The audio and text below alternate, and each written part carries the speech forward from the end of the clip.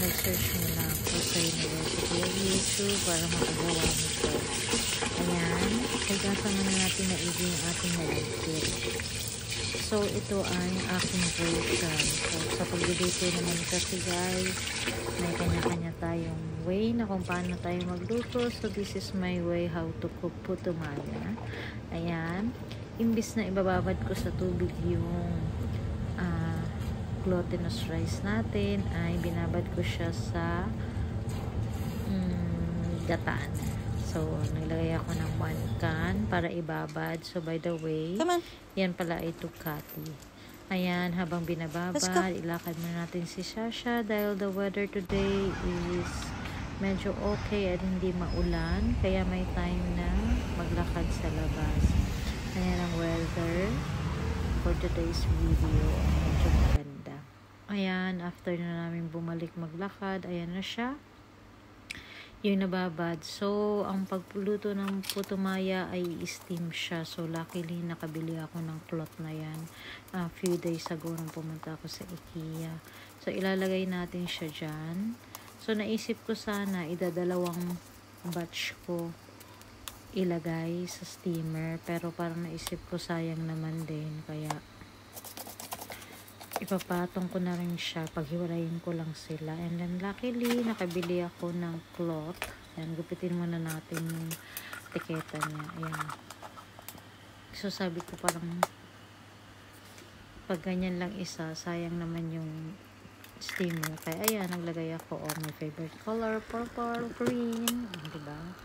So dyan sila, steam natin ng 1 hour. And then while waiting, pakainin muna natin ang ating garampingat na aso. Come on now. Let's go eat.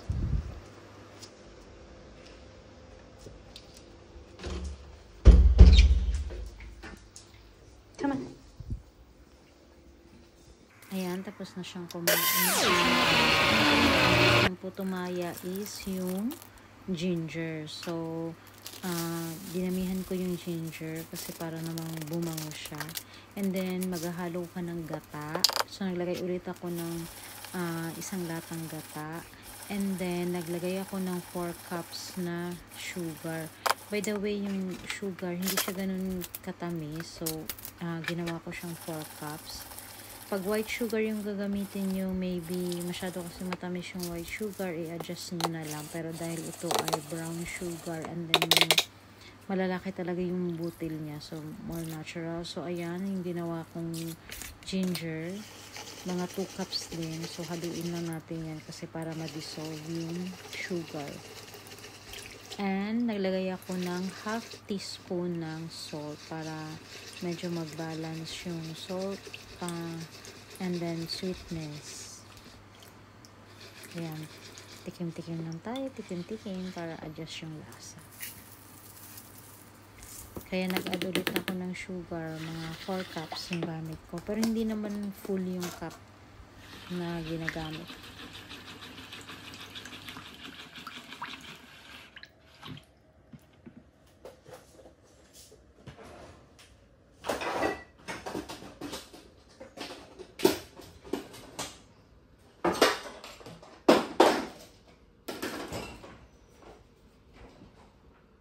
At ayan, while waiting, nakabili nga pala ako sa Welcome nitong grapefruit. Ayan, para siyang orange. Yan, so gagawa ako ng aking juice kasi para sa morning, yun yung iniinom ko. Usually, tinatawag nila itong shots. So, ayan, meron tayong grapefruit. $6 lang yan naka-sale. So, meron ako pang lemon, pipino, kasi masisira na sila. So, gagawin natin siyang juice. Ayan, hiwa-hiwa lang.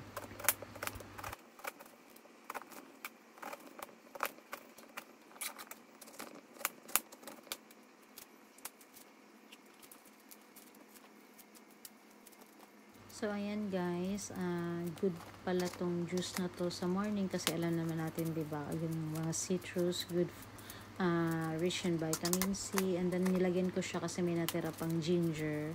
So, ayan, yung ginger, anti-inflammatory. And then, maraming mga benefits pa tayo makukuha. And then, lalagyan ko rin siya ng konting cinnamon. Ngayon, kung may carrots din ako dyan nahiwa ko na nung last time. So, dinagdag ko na lang din siya. Yan. Makakadagdag din yan siya ng sweetness. Actually, hindi ganun katamis yung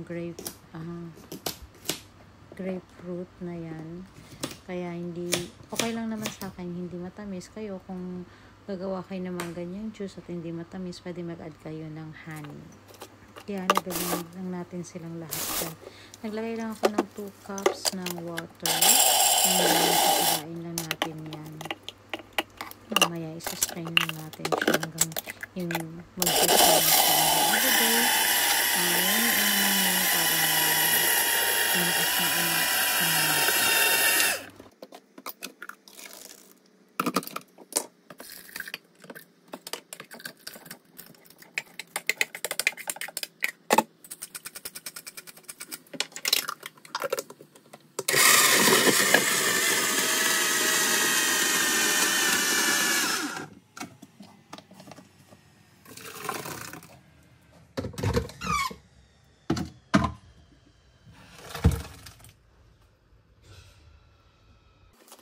Ayan, nag-try nga akong gamitin yung maliit na strainer na yan. Pero ang hirap pala kasi tinan mo naman, diba, puno siya agad. Kaya give up ang inyong lola. Gamit naman tayo ng malaki-laki konti pero hindi pa rin kaya. So, naisip ko, ayan na lang, magtela na lang. Gamitin na lang talaga yung tela.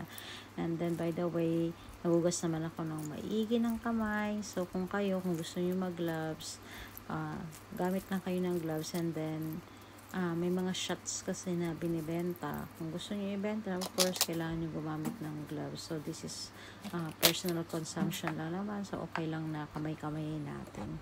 And then, nahugas naman ako ng maigi ng kamay.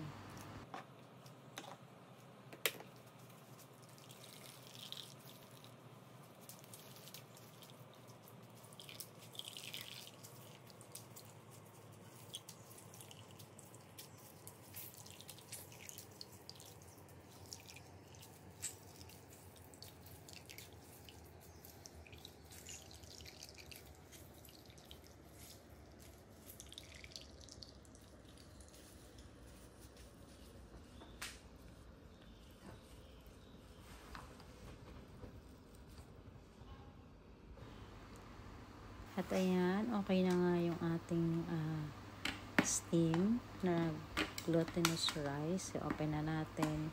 So, maganda yung rice pala talaga, yung sticky rice. Pag binababad mo siya ng medyo matagal. Parang chewy siya. So, masarap siya gawin sa mga mango sticky rice.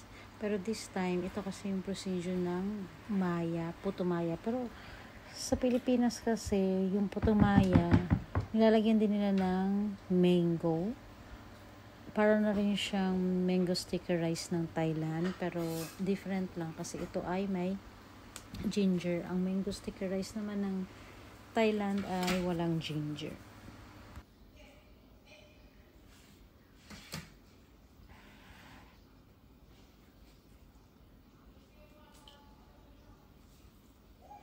So, ganyan lang yung gagawin nyo guys. Yan yung mixture natin na ginawa kanina, no? Na may ginger, and then gata, 1 can of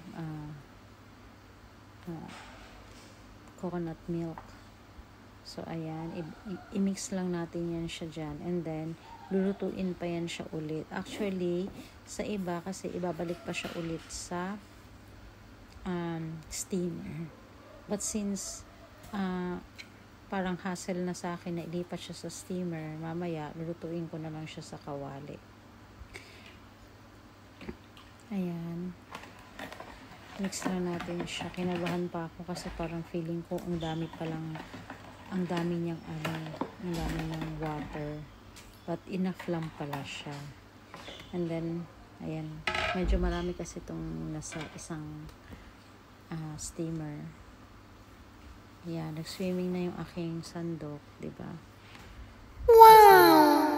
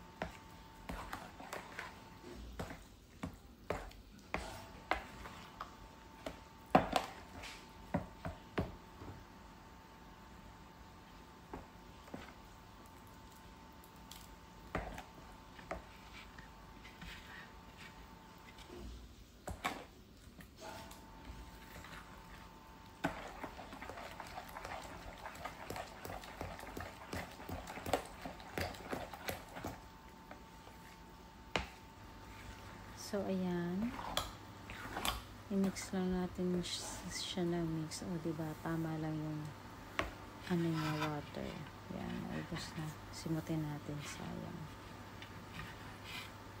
Napaka-useful nitong aking mga bagong towel. O, ayan na. Sa kawali ko siya lulutuin kasi nga parang hassle na ibalik ko pa siya sa steamer. So, dyan ko na lang siya. Actually, luto na yung rice. Yung malagkit. Luto na siya. Ipapa-absorb na lang natin yung mga ginger. And then, yung glutinous rice. And then, yung sugar. And then, wala. Ayan na siya. O, diba? May ginger pa yan for plating. So, sa mahilig sa mag-ginger. And, ayan na yung ating juice. I-partner natin siya. Pero usually talaga, yung pinapartner talaga dyan is yung chocolate drinks. Yung tableya. So, ayan. Thank you for watching. Until next time, guys. Please like and subscribe.